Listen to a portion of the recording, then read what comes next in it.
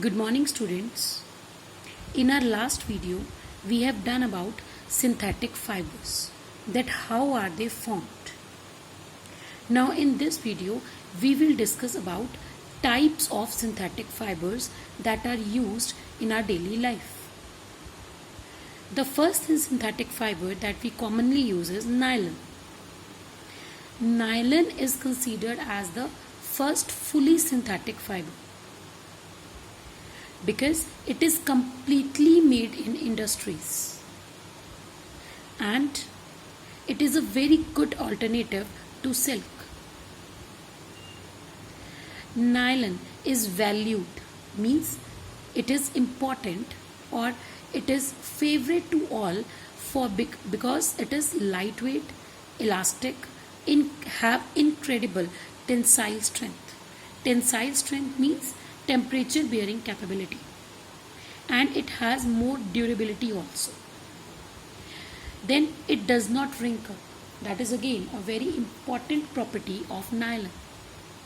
It does not absorb moisture and it also takes dye easily, means you can color the nylon in any color you want. Now because of these properties, it is used in many articles, like it is used in sarees, socks, stockings, umbrellas, etc. Now because of its high strength and elasticity, it is used for making toothbrush bristles. Then it is also used in making fishing nets, strings of badminton and tennis rackets, and climbing ropes. So in this way we can see that nylon is used in many articles which we use in our daily life. Now the next synthetic fiber is rayon. Rayon is one of the most peculiar fabrics in commercial use today. It is also known as artificial silk. Now rayon is very much soft and comfortable to wear. It is easy to dye and is highly absorbent, so it can be used in summers also. Now because of these properties, nylon is used to make home furnishings, apparels, curtains, rugs and carpets and clothes also. So in this way, rayon is also an important synthetic fiber. The next is polyester. It is a polymer comprising many ester units. Polyester means many ester units. It is wrinkle free. It doesn't get wrinkled easily. And the most commonly used polyester is trilene. Then by mixing trilene and cotton, terracotta is formed. It has a better absorbing power compared to trilene. Terracotta has a better absorbing power. That's why it is used in like kurta pajamas or the night suits that we wear. Then its properties. It is strong and durable synthetic fiber. It is resistant to chemicals and it doesn't shrink also.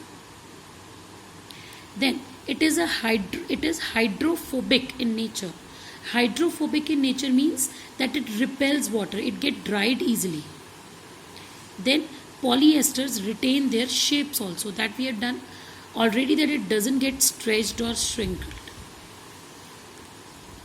Now because of these properties, polyester is used in making magnetic recording tapes, video cassettes, floppy disks. Trilene is also used in making belts as it is very much elastic. It is used in making shirts, skirts or dress materials. And terry wool, the another blended thing of trilene with wool. Like trilene when blended with cotton is terracotta and trilene when blended with wool is terry wool. It is used in making formal suits. So this is the third synthetic fiber, that is the polyester. Now the next synthetic fiber is acrylic. Now acrylic is a synthetic substitute for wool. It is comparatively cheaper because it is completely made from chemicals and the process doesn't take too long time. Like wool's formation process is very long and laborious, but acrylic fibers, they can be made easily in the lab by simply using chemicals. Then if we talk about its properties, then it traps the body heat and keeps the wearer warm. Means it can be worn in winters. It can be dyed also. It is durable also and strong also. It is wrinkle free.